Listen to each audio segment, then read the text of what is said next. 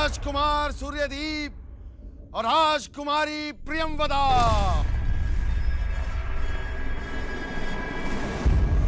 प्रियंवदा, तुम इस दुनिया की सबसे सुंदर लड़की हो। मैं बहुत किस्मत वाला हूँ जो तुम मुझे चाहती हो। राजकुमार सूर्यदीप, आपको राजा साहब बुला रहे हैं।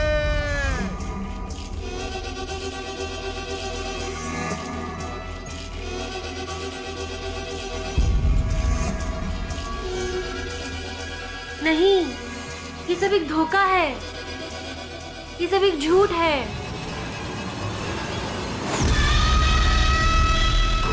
ये सब एक झूठ है। ये है मेरा असली सच। कब तक ये सच मैं आप सबसे छुपाऊंगी? सत्य, असत्य, प्रत्यक्ष, अप्रत्यक्ष, किस जीवन का मैं चयन करूं? शाबाश बेटा, तूने तो स्टेज पे कमाल कर दिया।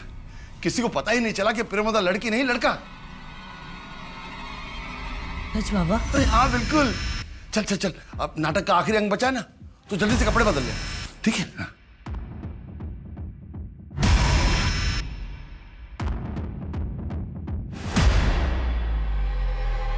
ये सब धोखा है, ये तू नहीं है। कैसा धोखा? मुझे सब सच में पसंद है। तुझे पसंद है तेरे बाबा को? मुझे इस नए रंग में इतना भी मत रंग कि मैं भी तुझसे दूर हो जाऊं।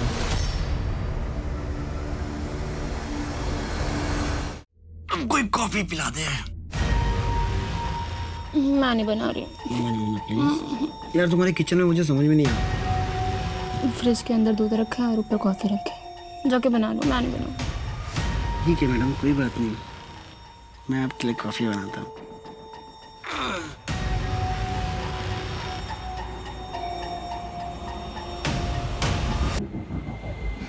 विवेक, अरे तू पैसे की चिंता क्यों करती है? हम कल ही तेरे लिए नई यूनिफॉर्म ले लेंगे। ऐसी फटी हुई यूनिफॉर्म पहन के स्कूल थोड़ी जाएगी। नानी आप चिंता मत करिए, ये यूनिफॉर्म सही है।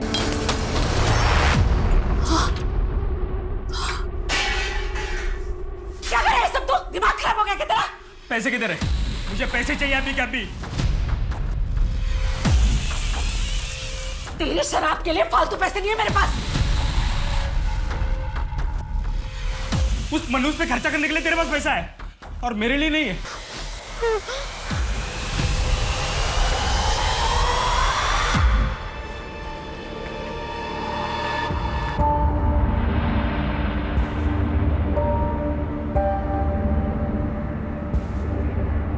नानी, मामा ठीक कह रहे थे। मैं सबकी जिंदगी में सिर्फ दुख लाती हूँ और परेशान नहीं करना चाहती, इसलिए दूर जा रही हूँ हमेशा के लिए। आप लोग खुश रहना।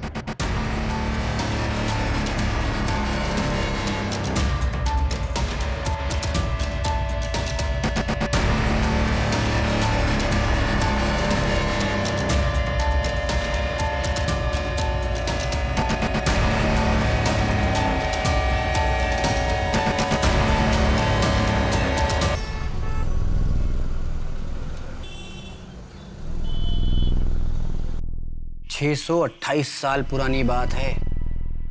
मांडवी के घने जंगलों में एक शक्तिशाली मायावी रहता था, जिसकी एकमात्र बेटी थी जिसका नाम था कल्की। कल्की के नैन नक्श एकदम बदसूरत थे, एकदम। लोग अक्सर उसे देखकर डर जाते थे।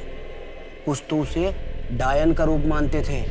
कल्की अक्सर अपनी परछाई से बात करती थी। कल्की को ऐसा लगता था कि एकमात्र परछाई ही उसकी दोस्त है। एक बार मांडवी के राजकुमार सूर्यदीप अपनी मंगेतर प्रियंवदा के साथ जंगल की सैर पर निकले। बार कल्की को अपनी सूरत पे गुस्सा आ रहा था, क्योंकि कल्की को राजकुमार सूर्यदीप से प्यार हो गया था। कल्की के पिता मायावी ने अपने जीवन भर की तपस्या अपनी बेटी कल्की पर न्यौछावर कर दिया और कल्की को प्रियंवदा का रूप दे दिया। कल्की की परछाई कल्की से एकदम नाखुश थी, एकदम नाखुश। और क्या हुआ? क्या आप भी फिर से कल की कहानी लेकर बैठ गए? ये क्या नया शौक चढ़ा है आपको? डेली एक ही कहानी लेकर बैठ जाते हैं। होटल जाने में देरी नहीं हो रही? जा रहा हूँ। और चंदन जगन, तुम दोनों, तुम्हारे सारे काम खत्म हो गए हैं, आराम से बैठ के कहानी सुन रहे हो। चलो जाओ। जी मैडम, जा रहे हैं। और आप भी उठिए, गीजर ऑन कर दिया मैंने। चलिए चलो, लीजिए। Oh thank you. आज मैं थोड़ा जल्दी आने की कोशिश करूंगा। कार्तिक, नमित का कॉल आया था, वो आज लद्दाख ट्रिप से वापस आ रहा है। तो फाइनली उसको फुर्सत मिल गई। कोविड और लॉकडाउन के चक्कर में होटल का धंधा आधे से कम हो गया था। अभी जब धंधा स्टार्ट हुआ था तो वो दोस्तों के साथ ट्रिप पे निकल गया, वो भी होटल के अकाउंट से पैसे लेकर। कार्तिक, इतना भी क्या? भतीजा है आपका। अदिति, तुम नहीं समझोगी। पिछली बार भी मैंने उसको कुछ नहीं बोला था, लेकिन उसकी लापरवाही बढ़ती जा रही है। अच्छा, आप रहने दीजिए। अदिति, तुम बीच में मत बोलो, ये मैं हैंडल कर लूंगा। अच्छा, मैं निकल रहा हूँ, मैं तुमको लाइव लोकेशन भेज दूँ।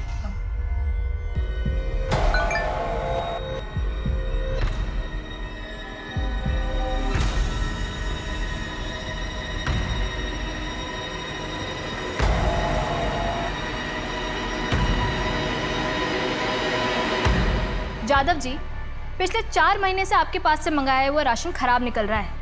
आटा, दाल, चावल सब में कीड़ा लगा हुआ है। आपकी वजह से मुझे बाहर से सामान मंगवाना पड़ा और उसके पैसे आपको नहीं मिलेंगे, समझे आप? पैसे नहीं मिलेंगे? कैसे नहीं मिलेंगे? राशन बिल्कुल ठीक था, आपने ठीक से रखा ही नहीं होगा। और फिर मैंने नमित को ऊपर के पैसे भी तो दिए थे, उसका क्या हुआ? आप क्या हो रहा है? किस पैसे की बात कर रहे हो तुम? मैंने नमित को 5 लाख रुपए दिए थे। उसने मुझे भरोसा दिलाया था कि इस होटल में आगे का पूरा राशन का कॉन्ट्रैक्ट तुम्हारा ही रहेगा। नमित कौन होता डील करने वाला? होटल मेरा है और मैं ये डील कैंसिल कर रहा हूँ। निकलो यहाँ से। मेरे 5 लाख का क्या होगा? होटल एसोसिएशन की मीटिंग में बताऊंगा सबको कि तुम कैसे एम्प्लॉय को घूस दे के अपना काम निकलवाते हो। फिर देखता हूँ कौन करता है डील तुम्हारे साथ। नमित वापस आया तो बोलना आके मिले मुझे, और तुम मेरे केबिन में आओ। काजल, ये फाइल अच्छे से पढ़ लो। आज से नमित का पूरा काम तुम संभालोगी और उम्मीद करता हूँ कि तुम मेरा भरोसा नहीं तोड़ोगी। बिल्कुल नहीं कार्तिक। तुम्हें पता है आज मैं कितना खुश हूँ। अब हमें साथ रहने के और भी ज्यादा मौके मिल जाएंगे। What? काजल, तुम गलत समझ रही हो। पहले भी तो हम साथ में कितना खुश थे। देखो काजल, पहले जो कुछ भी हुआ वो मेरी गलती थी, लेकिन अब मैं बिल्कुल बदल गया हूँ। अब मैं उसे धोखा नहीं दे सकता। पर Kartik, I still love you. Kajal please, you can go now.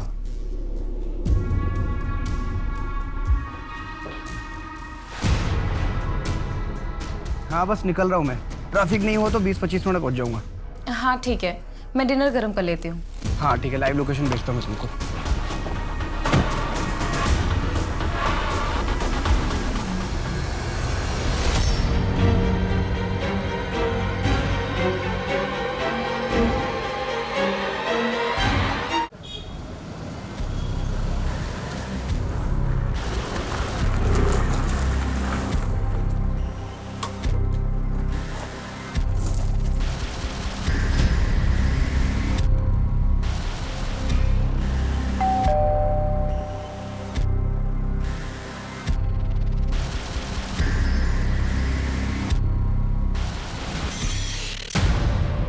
चाची, क्या हुआ? नमित, तुम कहाँ थे? मैं तुम्हें कल रात से कॉल कर रही हूँ। कितने मैसेज किए तुम्हें, तुम्हारा फोन क्यों बंद है? वो मोबाइल की बैटरी खत्म हो गई। कुछ पता चला चाचू का कहाँ है? पुलिस कह रही है कि वेट करो। चाची, पुलिस की तहकीकात तो 24 घंटे के बाद शुरू होगी। अब उनका लास्ट लोकेशन क्या था? अशोक रोड क्रॉस कर रहे थे। आप चिंता मत करो, मैं देखता हूँ। नहीं, मैं भी तुम्हारे साथ चलती हूँ। ठीक है, आओ। रुको रुको रुको, कार्तिक!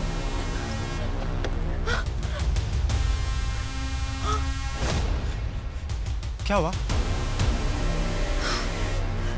फोन बंद है। कार्तिक! चाचू! कार्तिक! चाचू! कार्तिक!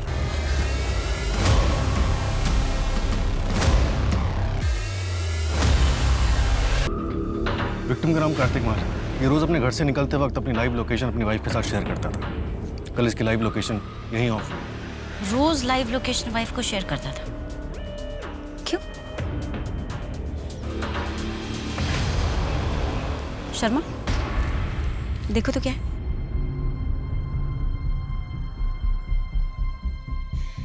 NH इलायची लगता है रिसेंटली किसी ने खाकर फेंका है। धूल मिट्टी नहीं है इस पर। शर्मा, एक काम करो, फॉरेंसिक वालों को भेजो। केस से रिलेटेड सबूत हो सकता है।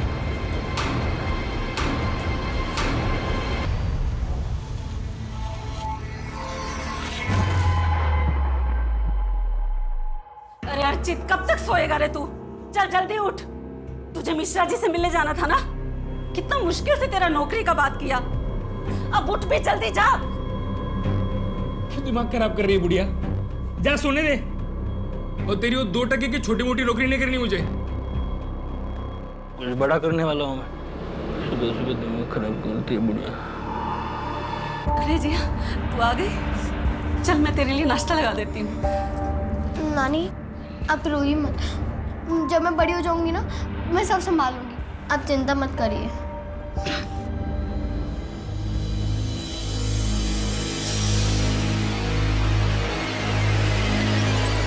काकी, ध्यान कहाँ है आपका? मैं बस वो जिया के बारे में सोच रही थी। कहाँ ढूंढूं उसे? पुलिस भी कुछ नहीं कर रही है। शायद पुलिस को जो लग रहा है कि जिया खुद से कहीं गई है, वो सही है। उसने खत भी तो लिखा था ना। पर बच्ची है, कहीं भी है तो ढूंढना तो होगा ना। हिम्मत रखिए काकी। अरे वो मेरी चाय बन गई? जिया का अब तक कुछ पता चला? नहीं, अब मैं चाय गर्म करके लाती हूँ। मिल जाएगी काकी।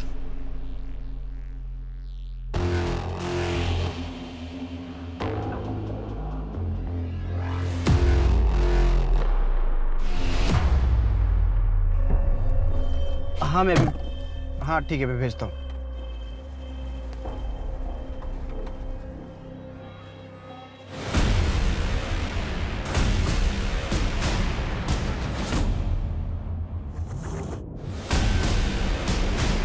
भानु सिंह, 2 महीने पहले तक दोनों की काफी अच्छी दोस्ती थी। वो अक्सर यहाँ आया करते थे। उस दिन जब कार्तिक यहाँ से गया तो उसका मूड कैसा था? नॉर्मली था मैम। हाँ, सुबह वो राशन वाले वेंडर के साथ थोड़ी नोकझोंक हुई थी। होटल एसोसिएशन की मीटिंग में बताऊंगा सबको कि तुम कैसे एम्प्लॉय को घूस दे के अपना काम निकलवाते हो। तो थोड़े अपसेट थे। उसके बाद नमित सर का वेट कर रहे थे, पर वो आए नहीं, इसलिए थोड़ा सा नाराज थे। बट उसके बाद नॉर्मल थे, कुछ अजीब नहीं लगा मुझे। हमें इस भानु सिंह से बात करनी होगी, शायद उसे कुछ पता। बड़ा अजीब है, 2 महीने बाद वो कार्तिक से मिलने आता है और उसी रात कार्तिक का मर्डर हो जाता है। सीधे सीधे बता, तू पैसा लगाएगा या नहीं? मानो बात समझ, तेरा बिजनेस मॉडल किताबी बातों पे बेस्ड है। इस बिजनेस का ना कोई रिसर्च है और ना कोई एनालिसिस। ऐसे में मैं पैसे रिस्क में नहीं डाल सकता यार। विवेक ने सही कहा था, तेरे लिए दोस्त और दोस्ती कोई मायने नहीं रखती। मानो पर्सनल मत हो, ये मेरे और विवेक के बीच की बात है। हाँ, लेकिन मुझे तभी सबक ले लेना चाहिए था, समझ जाना चाहिए था कि तू कितना कमीना और धोखेबाज है। मानो जबान संभाल के बात कर। हा? क्या बोल कर बोला मैंने? तेरे पैसे नहीं लगाऊंगा। पैसे मुझे बोला था पैसे लगाने की। मर्जी है यार। ये क्या कर रहे हैं आप लोग? दोस्त होकर ऐसे हाथापाई कर रहे हैं? अभी मुझसे क्या पूछ रही हो? इससे पूछो ना कि कैसे और किस किस को धोखा दे रहा है। और वैसे भी कहानी सुनाने में माहिर रही है। हाँ? पूछ लो इससे। रिलैक्स रिलैक्स, कुछ भी नहीं है। कूल।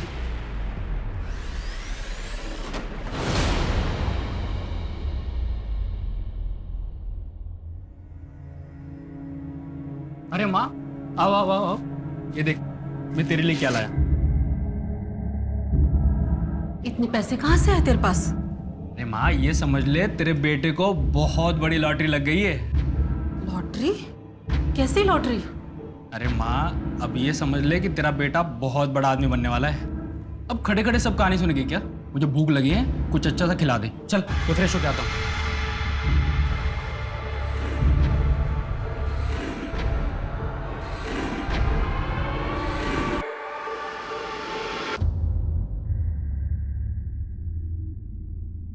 बस यार, कोई कॉफी पिला दे। मैं नहीं बना रही यार तुम्हारे किचन में मुझे समझ में नहीं आया। फ्रिज के अंदर दूध रखा है और ऊपर कॉफी रखी है, जाके बना लो, मैं नहीं बनाऊँ। ठीक है मैडम, कोई बात नहीं, मैं आपके लिए कॉफी बनाता हूँ।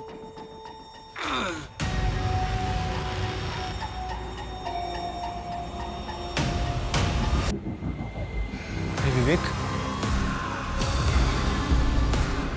विवेक, विवेक इतने साल पुरानी दोस्ती का भी ख्याल नहीं रखा तूने। विवेक, आई एम सॉरी भाई, तू गलत समझ रहा है। Get out. आज से तेरी मेरी दोस्ती खत्म। विवेक देख, निकल जाए यहाँ से, नहीं तो मेरे हाथ कुछ गलत हो जाएगा। भाई निकल। विवेक ऐसा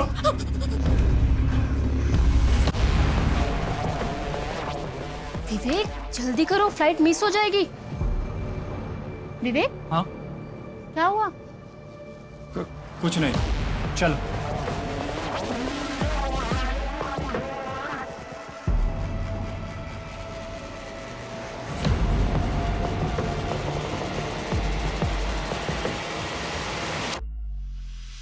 मैडम, पोस्टमार्टम रिपोर्ट के हिसाब से कार्तिक का मर्डर 15 तारीख की रात को 9:30 बजे से 11 बजे के बीच में हुआ था। Murder weapon? कोई तेज धार वाला ऑब्जेक्ट जैसे चाकू। उस वेंडर राधे का कुछ पता चला? उसके सीडीआर और लोकेशन डिटेल्स चेक किए। वो मर्डर वाले दिन अपने किसी रिश्तेदार की शादी अटेंड कर रहा था। कार्तिक का भतीजा नमित? उसका फोन 15 तारीख की रात से स्विच ऑफ था, जो सुबह 7 बजे के आसपास जाके स्विच ऑन हुआ। शर्मा, मुझे लगता है कि कार्तिक के भतीजे नमित की हिस्ट्री निकलवानी चाहिए। क्या उसके पास कोई ऐसा मोटिव है जो कार्तिक को नुकसान पहुंचा सके? भानु? उसका फोन अभी भी स्विच ऑफ, घर पे ताला लगा हुआ है। उसके ऑफिस में पता किया लेकिन किसी को कुछ नहीं मालूम। उसके माँ बाप? कोई नहीं, अकेला रहता है। वैसे पता चला है कि कार्तिक के 2 काफी करीबी दोस्त हैं, विवेक और भानु। विवेक की वाइफ के साथ कार्तिक का अफेयर था, जो विवेक को 1 साल पहले पता चला और उसने दोस्ती तोड़ ली। इस विवेक के पास मोटिव है। लेकिन मैडम 1 साल तक क्यों रुकेगा? वैसे बात हुई है उससे, वो मुंबई में कोई कॉन्फ्रेंस अटेंड कर रहा है अपनी वाइफ नैना के साथ। 1-2 दिन में आ जाएगा, तब बात करेगा। एक काम करते हैं, बाय द टाइम हम कार्तिक की बीवी अदिति से बात करते हैं। मुझे लगता है उसे पता होगा इस अफेयर के बारे में। अब आपके सामने पेश है राजकुमार सूर्यदीप और राजकुमारी प्रियमवदा।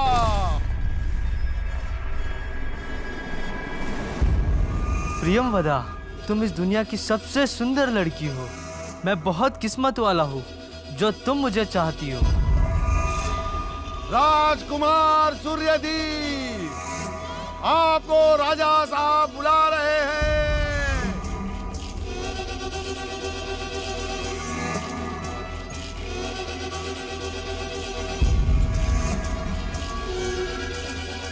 नहीं, ये सब एक धोखा है, ये सब एक झूठ है।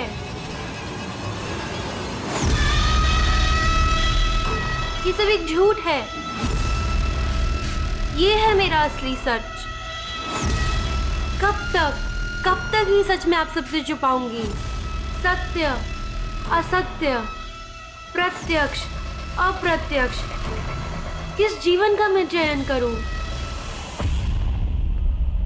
शाबाश बेटा, तूने तो स्टेज पे कमाल कर दिया। किसी को पता ही नहीं चला कि प्रियमवदा लड़की नहीं लड़का। सच बाबा? अरे हाँ बिल्कुल। चल चल चल, अब नाटक का आखिरी अंग बचा है ना, तो जल्दी से कपड़े बदल ले, ठीक है? हाँ।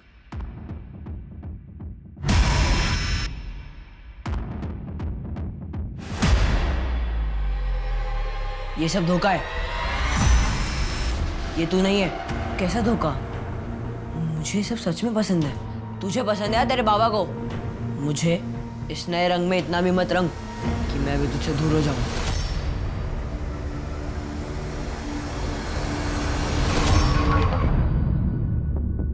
यार मैं उससे प्यार करने लगा हूँ।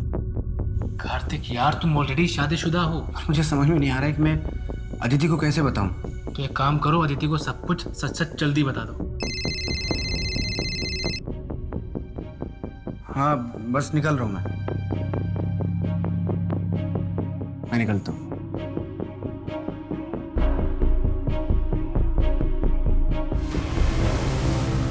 मुझे पता था कि कार्तिक का नैना के साथ अफेयर था, लेकिन ये 1 साल पुरानी बात है।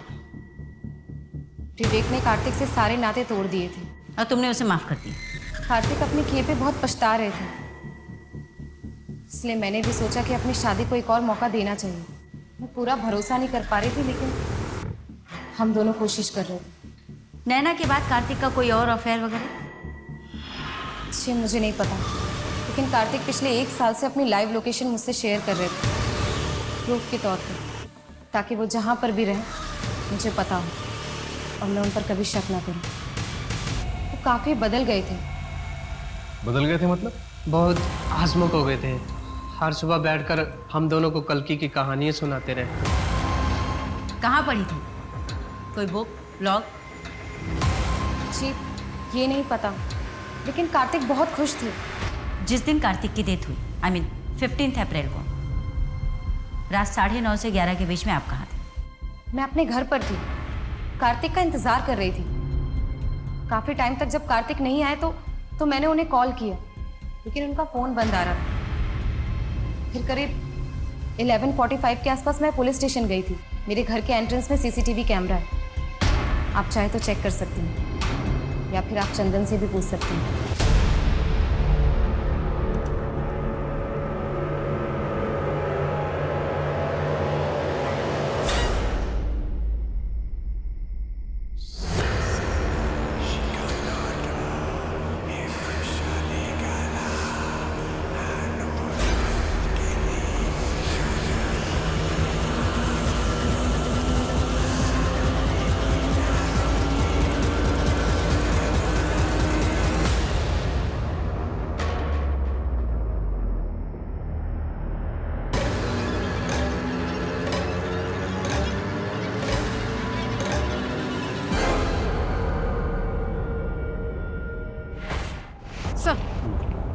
सर बच्चे की डेड बॉडी पे एक भी कपड़ा नहीं था।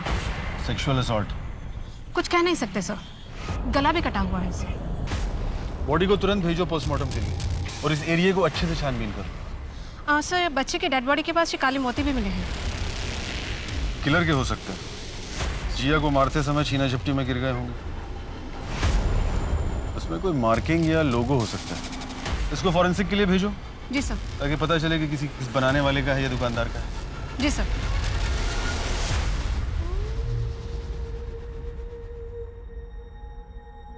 बाबा मुझे लड़कियों के कपड़े नहीं पहनना, सब लोग चिढ़ाएंगे मुझे।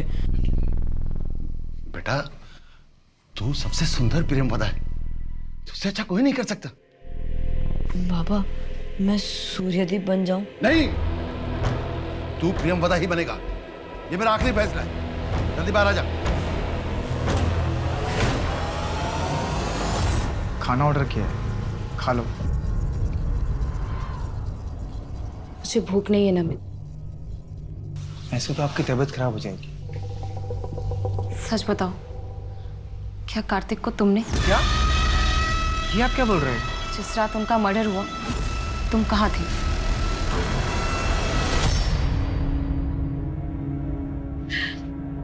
अगर उस मासूम बच्ची को हम पहले ही अडॉप्ट कर लेते तो ये सब कभी नहीं होता।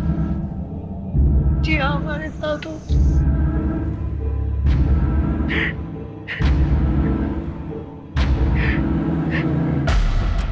मैडम, कार्तिक का भतीजा नमित, उसके बारे में एक इन्फॉर्मेशन मिली है। ये एक हैबिचुअल जुआरी है, सट्टेबाजी, जुआ, ये उसकी कमजोरी है। उसके ऊपर काफी उधारी भी है। हर थर्सडे को वो एक इलीगल बेटिंग पार्लर में जाता है, जो विजयनगर में। ये अशोक रोड वाले जंगल के बगल में है ना, जहाँ समय कार्तिक की डेड बॉडी मिली अप्रैल को, जिस दिन कार्तिक की मौत हुई उस दिन भी थर्सडे था, यानी कि हादसे के वक्त नमित उसी एरिया में था, राइट? हाँ, पप्पू ने बताया था कि उस दिन नमित बेटिंग पार्लर गया था। और एक बात मैडम, नमित को इलायची खाने का बहुत शौक है और उसका फेवरेट ब्रांड है NH इलायची। उठाओ साले को। सर ये पोस्टमार्टम रिपोर्ट आ गई है। जिया की बॉडी के पास जो काले मोती मिले थे उस पर जीजे का लोगो मिला। जी सर, ज्ञानी ज्वेलर्स। उसके ऑनर से बात करो और पता लगाओ कि वो काले मोती किसने खरीदे थे। सर एक और इन्फॉर्मेशन है जिया के मामा अर्चित के बारे में। हाँ? मैम आप मुझे मार क्यों रहे हैं मैम? और हम क्यों मारेंगे अपने चाचू को? क्योंकि तेरे ऊपर लाखों का कर्ज है और तेरी बेटिंग की लत के बारे में मालूम है हमें। मैम आपको ये भी पता होगा कि जिस दिन चाचू का मर्डर हुआ था हम बैटिंग कर रहे थे। 11:30 बजे पहुंचा था तू साले, और कार्तिक का मर्डर 9:30 से 11 के बीच में हुआ था। बंसल चेयर दे, बैठ बैठ। बंसल ले, इलायची तेरा फेवरेट है ना? कार्तिक की डेड बॉडी के पास हमें यही ब्रांड मिला था। तो ही खाता है ना? तो ये है आपका सबूत? उम्र क्या है तेरी? 23 साल। तू 6 साल का रहा होगा, तब से पुलिस की नौकरी करती हूँ मैं। तोड़ो इसे, तब तक तोड़ो जब तक सच्चाई ना बोले।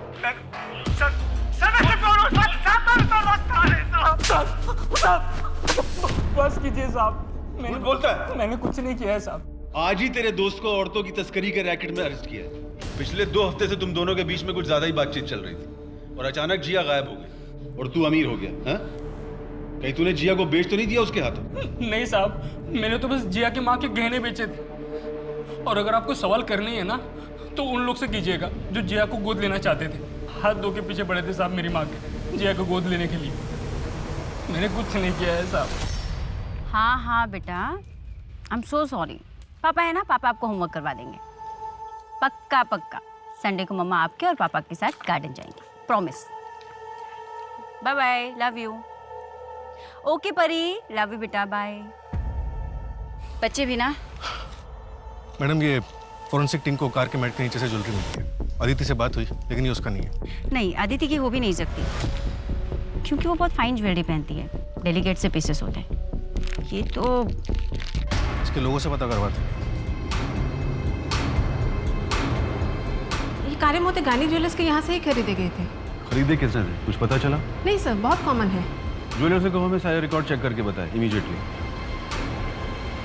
राजन और मैं जिया को अडॉप्ट करना चाहती थी, लेकिन मालती काकी जिया के बगैर रह नहीं सकती थी, तो उन्होंने मना कर दी। और इस गुस्से में आप लोगों ने जिया को मार दिया? ये कैसी बातें कर रहे हैं सर आप? मैं भोपाल में नया बिजनेस सेटअप करने वाला हूँ और शायद हमें वहीं शिफ्ट होना पड़े। और इसी के रहते हम लोगों ने काकी पे प्रेशर नहीं डाला। शर्मा, वो कहानी जो कार्तिक सबको सुनाता था, उस बुक का कुछ पता चला? नहीं मैडम, पर उस कहानी का हमारे किससे क्या लेना देना? पता नहीं, मुझे लगता है कि हमें वो कहानी जाननी चाहिए। आखिर उसका अंत क्या था? पता करता हूँ मैडम। वैसे वो ब्रेसलेट जहाँ से लिया गया था उसका पता चल गया, ज्ञानी ज्वेलर्स। किसने खरीदा था? कार्तिक ने? यस मैडम, बिल उसी के नाम पे और साथ ही एक मेंस ब्लैक पर्ल ब्रेसलेट भी लिया गया था। एक विमेंस ब्रेसलेट जो उसकी बीवी के लिए नहीं था, साथ में एक मेंस ब्रेसलेट भी। किसके लिए खरीदा होगा? और एक बात, शॉप के ओनर ने बताया कि उसे किसी दूसरे पुलिस स्टेशन से भी फोन आया था इन्हीं काले मोतियों के बारे में पता करने के लिए। इंस्पेक्टर का नाम? बस कर यार, तुझे ऐसे स्माइल करते देख मुझे अजीब सा लग रहा है। वैसे भानु तुझे देख के अच्छा लगा? और बस सिर्फ ये देखना है इस बार अदिति भाभी को किसके लिए धोखा दे रहा है। तू भी नहीं यार।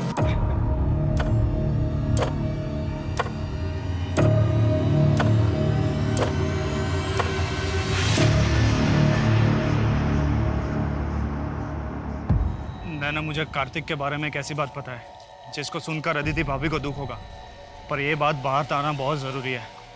हाँ, मुझे पुलिस को यह बात बतानी होगी। नहीं नहीं, मैं नहीं फंसूंगा। अगर ये बात पुलिस को मालूम चली तो केस सॉल्व होने में मदद होगी। हाँ, मैं पुलिस स्टेशन होकर घर ही आऊँगा।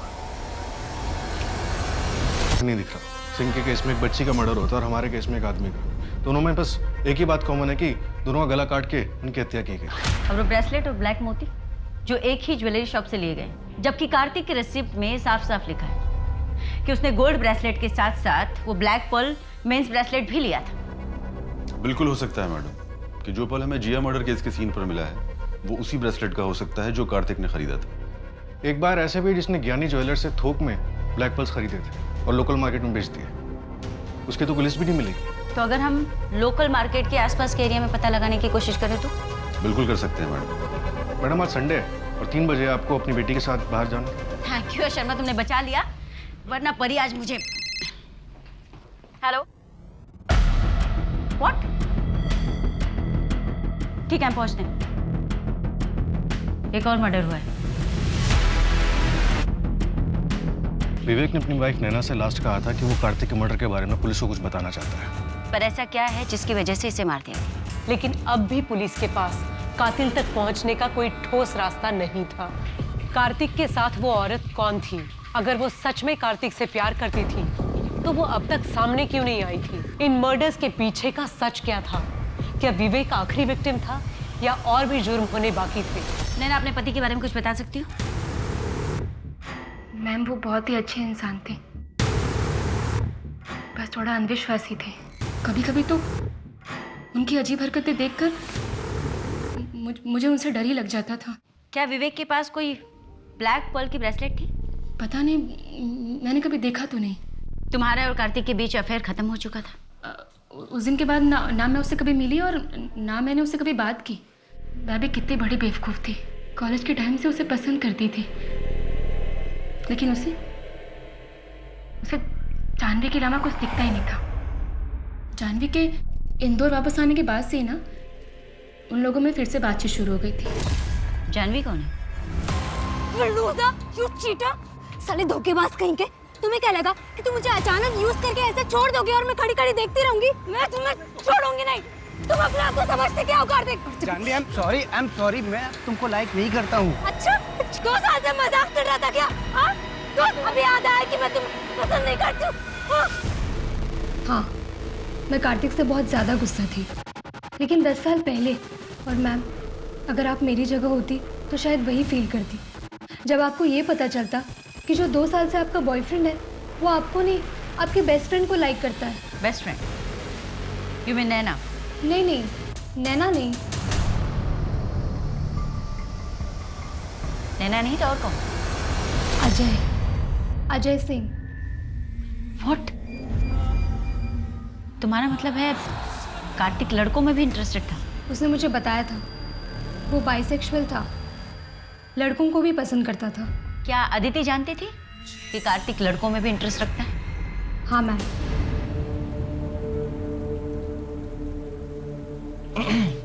आप ठीक हो? हाँ, मुझे क्या हुआ है? तुझे पुलिस ने छोड़ दिया? हाँ, उनके पास मेरे खिलाफ कोई सबूत ही नहीं था। आपको पता है कि चाचू को लड़कों में इंटरेस्ट। खाना फ्रिज में रखा है, खा लेना। एक बात खटक रही है शर्मा, कार्तिक महाजन की जिंदगी में अचानक से ऐसा क्या हो गया था कि वो खुश रहने लगा था, शांत हो गया था? आखिर क्या? कहानियां सुनाने के नए शौक के अलावा? असली नाटक में परछाई का कोई जिक्र नहीं था। ये परछाई वाला एंगल इस नाटक में डाल के इसे नया रूप दिया गया। और ये काम सिर्फ वही कर सकता है जिसे न सिर्फ ये नाटक मुँह ज़बानी याद हो, बल्कि सावेर में इस नाटक का पात्र भी रह चुका। यू मीन राइटर प्रकाश त्यागी का बेटा दिनेश? Right madam. और जो कहानियां वो सुनाता था वो 14-15 साल पुरानी है। मध्य प्रदेश के सांवेर जिले में कोई नाटक होता था, उसकी कहानी? हाँ मैडम, काफ़ी फेमस नाटक है। मेरे कॉलेज के हिंदी के प्रोफेसर ने बताया कि कल्कि की कहानी राइटर प्रकाश त्यागी ने लिखी, लेकिन अनफॉर्चुनेटली 15 साल पहले उनका सीढ़ियों से गिरने की वजह से देहांत हो गया और इस वजह से ये नाटक अभी छपा नहीं।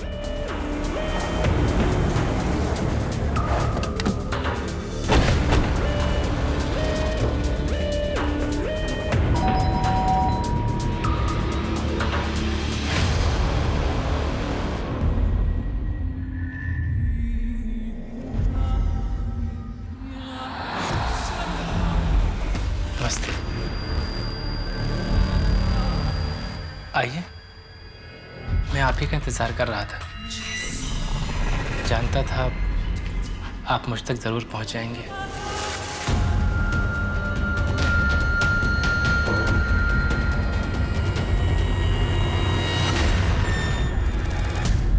Thank you. दिनेश, आपने पुलिस को फ़ोन करके बताना ज़रूरी क्यों नहीं समझा?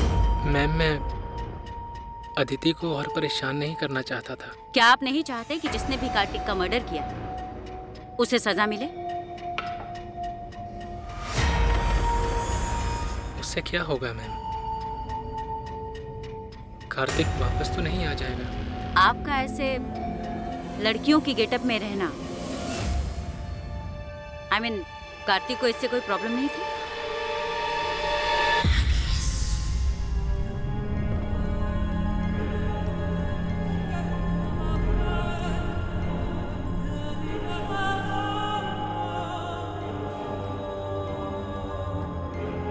कार्तिक यही मेरा असल रूप है, मेरा सच है। मैं खुद को ऐसे ही देखता हूँ और पूरी जिंदगी ऐसे ही जीना चाहता हूँ। अगर तुम मुझे एक्सेप्ट नहीं कर सकते हो तो it's okay. I love you Dinesh. तुम जैसे भी हो मेरे लिए दुनिया के सबसे खूबसूरत इंसान हो तुम।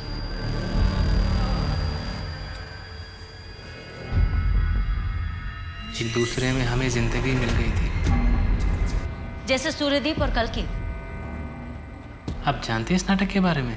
शुरू के 2 अंक, आखिरी में क्या हुआ? वही जो हर नाटक में होता है, दुख, विलाप और मौत। कल्कि ने सूर्यदीप को अपनी हकीकत बताने का तय किया और सूर्यदीप के सामने अपने असल रूप में आ गई। कल्कि का कुरूप देखकर सूर्यदीप ने कल्कि को जान से मार दिया। घायल कल्कि जमीन पर पड़ी हुई थी। तभी कल्कि की परछाई उसके सामने प्रकट हुई। कल्कि को उसके असल रूप में देखकर उसकी परछाई उसमें समा गई। इस तरह कल्कि को दोनों मिल गए, उसकी परछाई भी और सूर्यदीप के साथ बिताए कुछ पलों की खुशी भी। जिस तरह कुछ खुशी के पल मुझे मिले कार्तिक के साथ। कार्तिक शादीशुदा था और पिछले 6 महीने से आपके साथ रिलेशनशिप में भी। ये बात उसने अपनी पत्नी को नहीं बताई। आपको इस बात से कभी कोई आपत्ति नहीं? I mean, इस तरह के रिश्ते और ये दोहरी जिंदगी बहुत ही घातक होते हैं। मैंने कार्तिक को नहीं मारा है। अगर आपके सवाल खत्म हो गए तो प्लीज आप जा सकती हैं। 15 अप्रैल रात 9 बजे से 11 बजे के बीच में आप कहाँ थे? नाट्य कला केंद्र में कन्वेंशन था, मैं पूरी शाम वहीं था। रात 12 बजे के बाद घर लौटा हूँ। आप चाहें तो वहाँ मौजूद लोगों से पूछताछ कर सकते हैं। एक आखिरी सवाल दिनेश, आपने अपने पिता के नाटक में परछाई क्यों ऐड की? मैम, परछाई हर इंसान का दर्पण होता है। मेरी परछाई भी मेरा आईना है। मैं बस सबको यही बताना चाहता था। Okay okay, I will help you to solve the sum. Bye. Madam, Dinesh सच बोल रहा था। कार्तिक के मर्डर के वक्त वो कन्वेंशन में ही था। कहीं कुछ छूटा तो नहीं ना शर्मा? सीसीटीवी रिकॉर्डिंग मैंने खुद चेक की है, वो वहीं था। पीएसआई शुक्ला को अपडेट कर दिया दिनेश के बारे में? कर दिया मैंने, लेकिन जिया और दिनेश के बीच का लिंक नहीं है। मैम, भानु का फोन ऑन हुआ है, एक होटल में छिपा बैठा है। टीम निकल गई है उसे अरेस्ट करने। गुड। मैं अभी भी तेरे प्रोजेक्ट में इन्वेस्ट करने के लिए तैयार नहीं हूँ। नहीं यार, वो बात नहीं। मैं बस तुम्हें सॉरी बोल रहा हूँ। उस दिन कुछ ज्यादा ही झगड़ा कर लिया था। मेरी समझ में आ गया है कि मेरा प्रोजेक्ट फुल प्रूफ नहीं है।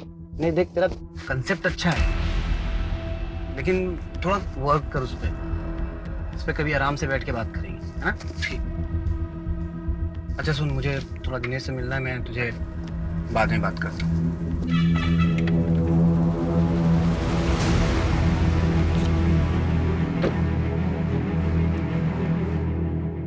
नेटवर्क ही नहीं आ रहा है।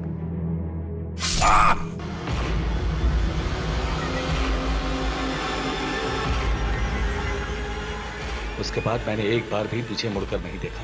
बहुत ज्यादा डर गया था। जो पहला होटल दिखा उसी में चेक इन कर लिया और फोन स्विच ऑफ कर दिया।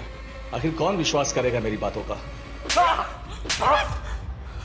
सही सोचा तूने। तेरी किसी कहानी पे हमें जरा सा भी भरोसा नहीं। तेरी सारी कहानी झूठी है। हमारे पास वीडियो प्रूफ है कि कार्तिक के मर्डर के वक्त दिनेश कहीं और था। नहीं, मैं सच बोल रहा हूँ। मैंने उसे अपनी आंखों से देखा है। वो आदमी जिसने कार्तिक का गला काटा, उसका खून पिया, वो दिनेश ही था, कोई और नहीं था। मैं उससे पहले मिल चुका हूँ विवेक के साथ। मुझे तो लगता है कि विवेक को भी उसी ने मारा है। वो मुझे मार डालेगा। आप मुझे बचा लीजिए। चुप कर। कहानियां बनाना बंद कर। साला जिसे देखो एक नई कहानी बनाना शुरू कर देता है। शर्मा, इसे कस्टडी में रहने दो, इसका डीएनए करवाओ। हाँ मैडम, मुझे यही रहने दीजिए। मैं बाहर निकलूंगा वो मुझे मार देगा। मैं जेल में सेफ हूँ मैडम, मुझे यही रहने दीजिए प्लीज। मुझे यही रहने दीजिए। कि भानु खुद जेल में ही बने रहना चाहता है। अगर इसने मर्डर किया होता तो डेफिनेटली कन्फेस कर देता। मैडम, मैं बता रहा हूँ आपको, ये नाटक कर रहा है। दिनेश इजी टारगेट है। अगर हमारे पास वीडियो प्रूफ नहीं होता तो हम भी उसकी बातों में आ जाते। बात तो सही कह रहे हो तुम। एक ही वक्त पे एक बंदा दो जगह तो नहीं हो सकता।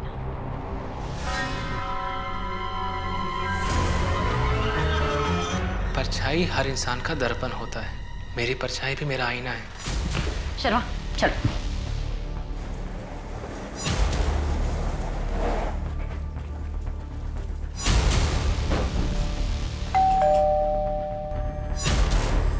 आप लोग क्या? अरे आप ऐसे क्या ढूंढ रहे हैं आप? अभी पता चल जाएगा क्या ढूंढ रहे हैं। मैम आप अंदर नहीं जा सकती। मैम प्लीज, सर आप प्लीज।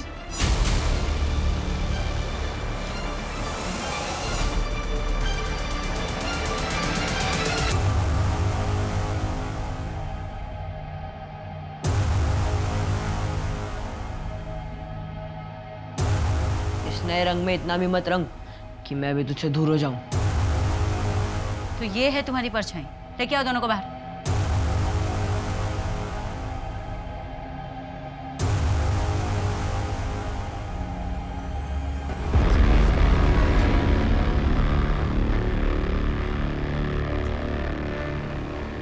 मैंने ये ब्रेसलेट मिला है, इसे कबाड़ में छिपा के रखा है। इसे तो ढूंढ रहे थे हम लोग। Black pearls bracelet. मितेश, पर ये ब्रेसलेट तो कार्तिक ने तुम्हें दिया। पुलिस क्यों ढूंढ रही है? मितेश कार्तिक को जानता था? जी मैम, मितेश ने ही मुझे कार्तिक से मिलवाया था। मितेश कार्तिक का दोस्त है और उसका किलर भी। ले चलो इसे। बोल तो रहा हूँ नहीं निकलूंगा बाहर, और पकड़ा भी गया ना तो कुछ बोलूंगा नहीं। हाँ मितेश, कब तक यहाँ छुपे रहोगे? यार दिनेश, केस में ना गलत फंस गया मैं। यहाँ से बाहर निकलूंगा पुलिस पकड़ लेगी। देख, कुछ दिन की बात और है, जैसे ही पैसे इकट्ठा हो जाएगा ना, हम दोनों यहाँ से कहीं दूर चलेंगे। अब वैसे भी मेरे लिए यहाँ कुछ बचा नहीं है।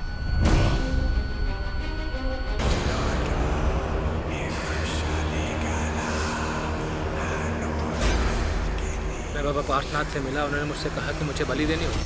बाबा ने कहा कि मुझे 27 बालिग आदमी या औरतों की बलि देनी होगी। बालिग? तो तुमने जिया को क्यों मारा? नहीं नहीं नहीं नहीं, बाबा ने कहा था 27 नर, अब वो आदमी हो, औरत हो, बच्चा हो, फर्क नहीं पड़ता, तो मैंने मारा। फिर तो तुम्हारा टारगेट पूरा हो गया था। फिर तुमने कार्तिक और विवेक को क्यों मारा? विवेक 27वीं बलि थी। मैडम, मुझे ये नहीं पता था कि विवेक दोस्त है। तुम्हारे घर की टेबल पर उसकी फोटो है और तुम्हें पता नहीं था कि विवेक दोस्त है? जब मैंने मारा तो अंधेरा बहुत था, चेहरा दिखा नहीं। तुमने एक आदमी की जान ले ली और तुमने उसका चेहरा तक नहीं देखा। मैडम आप बिल्कुल सही थी। सबकी लोकेशन डिटेल्स निकाल कर क्रॉस चेक किया तो 3 मैचेस निकले। जिस दिन विवेक का मर्डर हुआ था उस दिन मितेश के अलावा बाबा के आश्रम 2 और लोग भी मिलने गए थे। यू मीन हमारे पास सारे सबूत हैं? CDR रिपोर्ट, लोकेशन डिटेल्स, सब में पक्का मैच है। बैकग्राउंड निकालो तो पता चला सब कॉलेज फ्रेंड्स हैं और 10 महीने पहले ही अब बस ऑनलाइन बात होनी शुरू हुई। तो उठाओ सबको, सोचना क्या?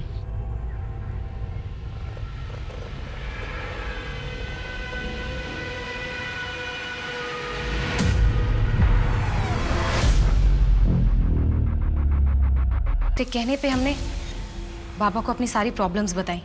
बाबा ने कहा कि 10 लाख लगेंगे और तुम्हारी सारी प्रॉब्लम सॉल्व हो जाएगी। और बाबा ने मितेश के अंधविश्वास का इस्तेमाल करके नरबली के नाम पर उससे कार्तिक और विवेक का मर्डर करवाया। हाँ, ये पूरा प्लान मेरा था। हमारी 6 साल की शादी में झूठ, धोखा, अफेयर और चीटिंग के अलावा कार्तिक ने मुझे दिया क्या? एक मैं ही थी जो अपनी शादी को बचाने की कोशिश कर रही थी। ना सेटिस्फेक्शन दे पाया और ना ही बच्चा। फिर मुझे पता चला कि उसे लड़कियों से ज्यादा लड़कों में इंटरेस्ट है। कार्तिक ने तुम्हारे साथ जो किया बहुत गलत किया, लेकिन कार्तिक से बदला लेने के चक्कर में तुमने जो किया वो हैवानियत की हद है।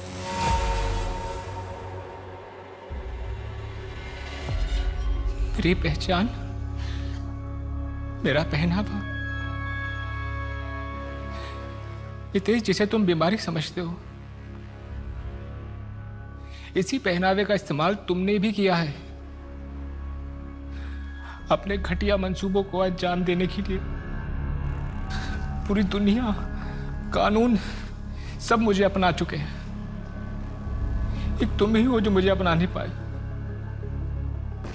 मितेश, बीमार मैं नहीं हूं, तुम हो बीमार।